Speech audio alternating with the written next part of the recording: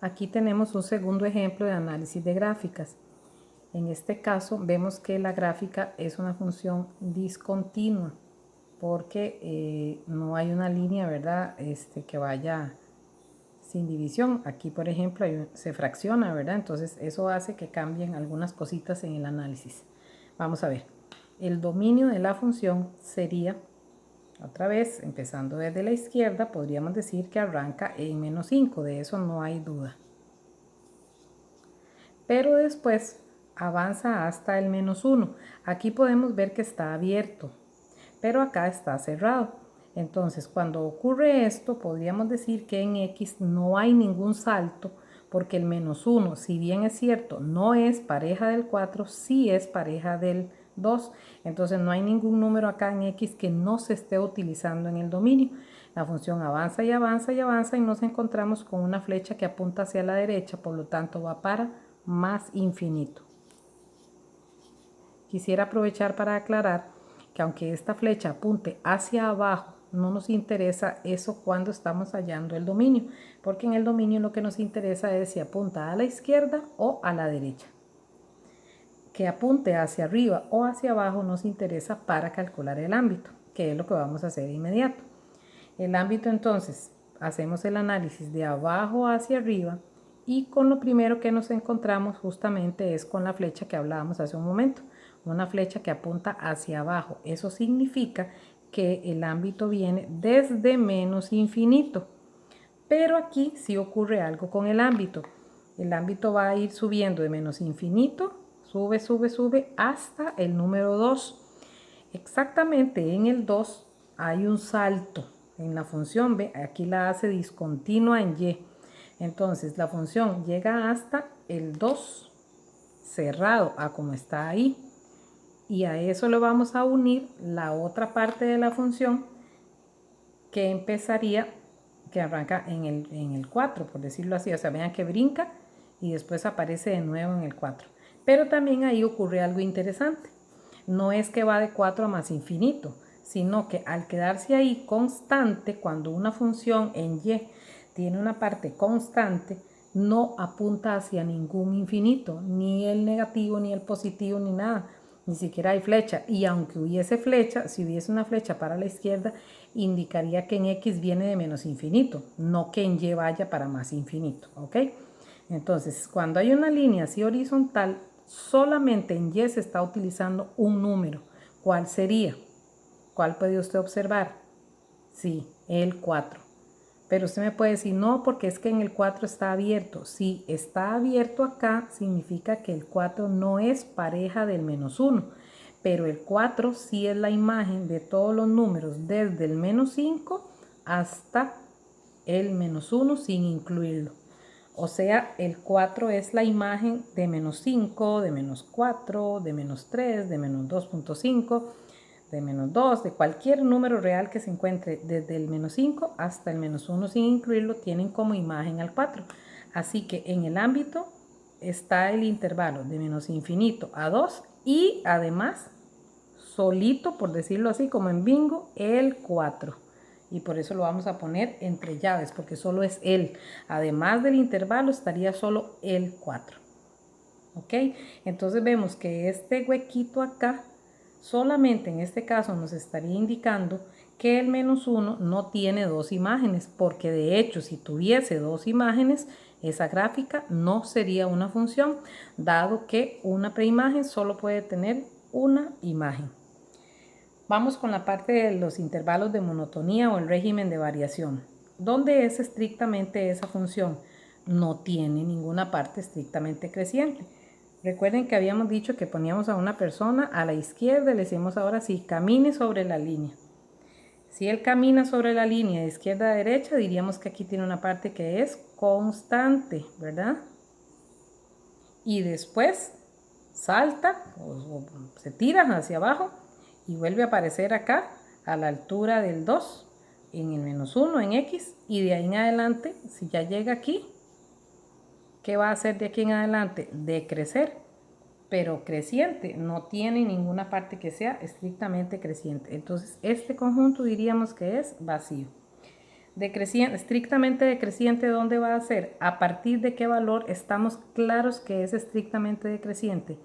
Desde el menos 1 y hasta más infinito. Y aquí sí quiero aclarar algo. Yo les había dicho en el primer ejemplo que cuando la función cambiaba de dirección se colocaba el corchete abierto. Sin embargo, aquí coloqué el menos 1 cerrado. Usted dirá, ¿pero qué pasó ahí? La explicación es muy sencilla. Como aquí hay un salto, la función, la gráfica, digamos, no va pegada aquí en el menos 1 a esta altura. Entonces, en el menos 1 no hay duda que la función ya ahí empieza a decrecer. No puedo decir que en el menos 1 todavía era constante, porque la parte constante termina justamente antes del menos 1 por tener esto acá abierto. Entonces, de hecho, cuando pongamos el intervalo constante va a ser desde menos 5 cerrado, porque ahí empieza la función, no hay duda que ahí es constante, hasta el menos 1 y ese sí necesariamente abierto. ¿Ok? El menos 1 va a ir abierto en la parte constante, pero cerrada en la parte estrictamente decreciente. Porque no es una función continua donde esté cambiando de dirección en el menos 1. ¿Está claro? Dónde se incluye y dónde no se incluye al menos 1. Ahora vendríamos con las intersecciones, con los puntos de intersección. ¿Dónde interseca el eje Y esta función? Si observamos todo el recorrido acá del eje Y, exactamente acá es donde la función está intersecándolo. ¿Cuál es ese punto? 0,1. ¿Y dónde interseca el eje X? Observamos que solamente tiene una intersección que sería en el 2, o sea, es 2,0. Bien. Y ahora viene la parte de los signos. Esta función sí tiene las tres partes, no como en el primer ejemplo que no había parte negativa. Yo a veces explico esto diciendo que asumamos que el eje X es como un nivel del mar, como si ahí fuera el agua. Entonces, otra vez, si colocamos a una persona a caminar sobre la función, ¿en qué parte estaría acá? ¿En la parte seca? ¿Está como flotando o está sumergido? Vamos a verlo. Aquí está en lo seco. Aquí pego un brinquito para abajo, pero sigue estando en lo seco.